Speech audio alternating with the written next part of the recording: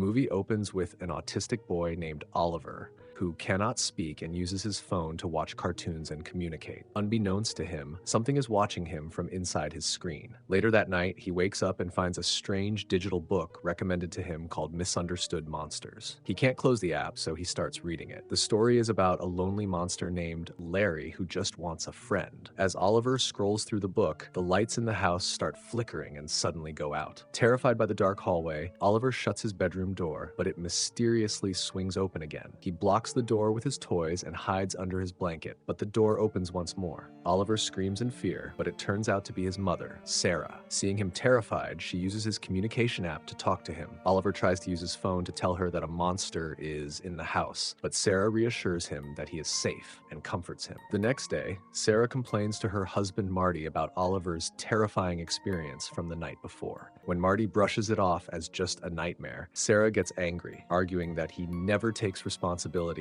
and leaves her to deal with everything alone. Oliver then walks in, sees the packed boxes, and uses his phone to ask if they are moving away. His parents quickly reassure him that they aren't. At school, Oliver draws a picture of the monster, Larry. After class, a classmate named Mateo asks Oliver to hang out and points him toward an empty field. Soon, two other classmates, Zach and Byron, join in and bully Oliver to his face. The entity inside his phone grows angry at the bullies. As Oliver struggles to type on his app to speak, suddenly the phone voices out that Byron is ugly. Enraged, Byron angrily throws Oliver's phone into a deep ditch. Oliver frantically searches for his phone, but he can't get it back. A few hours later, Sarah takes Oliver to his speech therapy appointment. She has now learned that he was found screaming in a field and lost his phone. Though Sarah is worried, the therapist suggests that Oliver shouldn't rely on a phone forever and needs real friends to talk to. Meanwhile, Oliver's father, Marty, works at a parking lot booth. He finds an old iPad in the lost and found box. As soon as he holds the tablet, the lights start flickering and the door mysteriously swings open, scaring him. While Marty fixes the lights, an invisible creature secretly watches him from the outside before disappearing. That night, Marty comes home and gives Oliver the iPad. Sarah complains that Oliver loves Marty because he brings gifts, while she handles the hard work of his speech therapy and daily care. As his parents argue, Oliver plays with the face recognition filter on his new iPad in his room. Suddenly, the camera detects an invisible face right behind him. Scared, he checks his closet, but it's empty. He turns around with the camera again, and the face filter reappears, this time getting even closer to him. Terrified, he searches the room with his iPad, but the invisible entity disappears. He shuts his closet door and goes to bed. Meanwhile, after their fight, Marty packs his bags and leaves the house. In the morning, Oliver notices the packed boxes are gone and types, "Is Dad gone?" on his iPad. To his shock, the app speaks back saying, "Yes," followed by a hello. Confused, Oliver types, "Who are you?" and the iPad responds, "I am Larry," adding that he wants to be Oliver's friend. Just then, Sarah enters and tells Oliver she is setting up a playdate for him that evening and gently breaks the news that she and his dad are getting a divorce. Creeped out by the talking iPad, Oliver completely ignores his mom's news. He grabs the iPad, hides it in the storage space under the stairs, and runs to his room.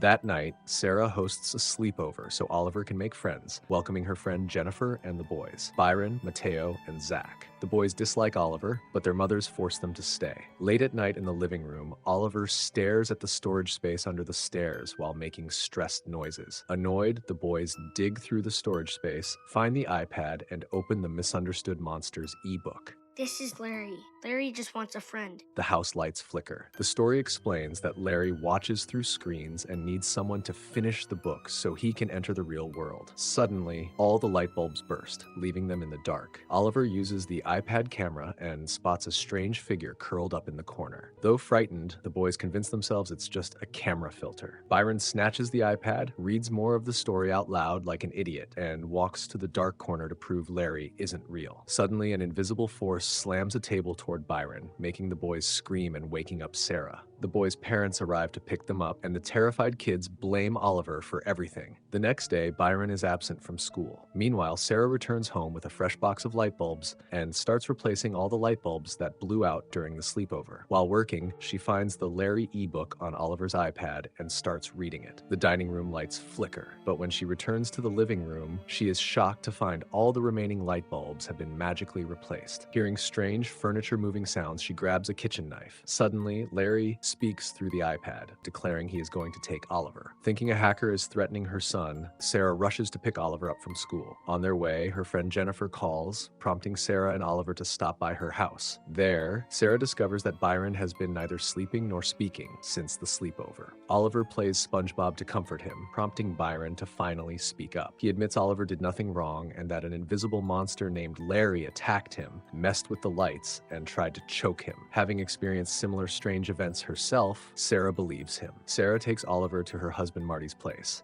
but Marty struggles to believe Sarah's story about Larry, even when Oliver explains through his app that Larry wants him as a friend. Thinking Sarah is just exhausted, Marty offers to take Oliver to work with him so she can rest. Marty takes Oliver to his parking booth job. To convince Oliver that stories aren't real, Marty opens the ebook on the iPad. As he reads, the lights flicker and shut off completely. So Marty grabs his tool bag to fix the breaker. Inside the bag, Oliver finds a laser distance meter and walks into the parking lot. Aiming it into thin air, he watches the numbers rapidly drop as an invisible entity approaches. Then Oliver throws his sticky slime toy, which hangs in mid-air.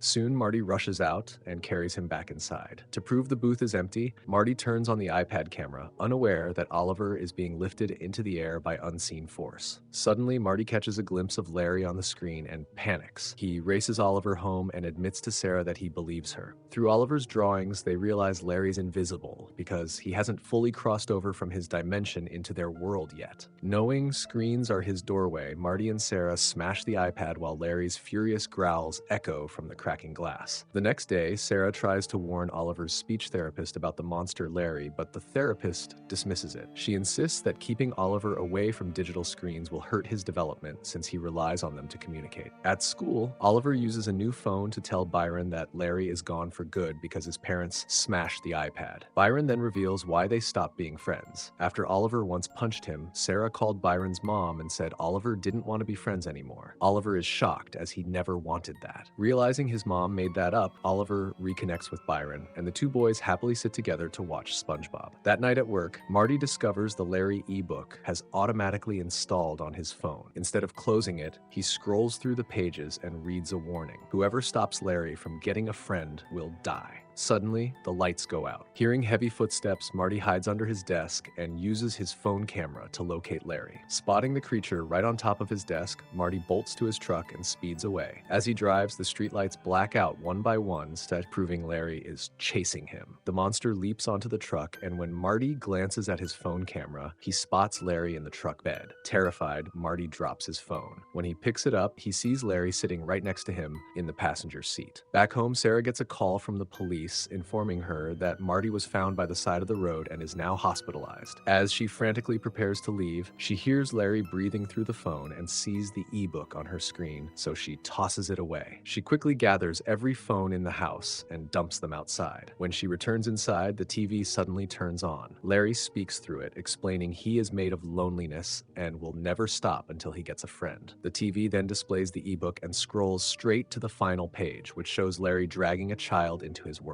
Enraged, Sarah rips the TV off the wall, destroys all other electronic devices, and removes every light bulb in the house. Sarah and Oliver step outside, only to watch the neighborhood streetlights and house lights black out one by one. Because the ebook was scrolled to the very end, Larry gains full power to break through the screen and step directly into the real world. Terrified, Sarah and Oliver retreat inside and hide behind a pillar as Larry enters the house to search for them. Slipping past him, they run upstairs and hide under Oliver's bed. Using his writing pad, Oliver confronts his mom for lying and ruining his friendship with Byron. Hurt by her actions, he angrily writes to let Larry take him, but Sarah apologizes and convinces him to stay with her. Soon, Larry enters the bedroom, searching for them. As they wait in fear, Oliver unexpectedly speaks his very first spoken word out loud, "Field." The sound alerts Larry, forcing the two out from under the bed. Oliver grabs a baseball bat and smashes the remaining light bulbs. Surprisingly, destroying the lights weakens Larry, causing him to fade away into invisibility once again. Afterward, Oliver guides his mother downstairs while repeatedly shouting, "Field." They sprint through the neighborhood to the open field where Oliver originally lost his phone. Once there, the surrounding streetlights stop flickering and Larry cannot reach them, as he needs electricity to travel. However, Larry uses Oliver's lost phone in the grass to manifest itself and instantly chases, forcing them to flee into the woods where they get separated. Larry grabs Oliver, drags him away, and then offers his hand for the boy to join join him. Before Oliver can take it, Sarah steps in and takes Larry's hand instead, sacrificing herself to protect her son.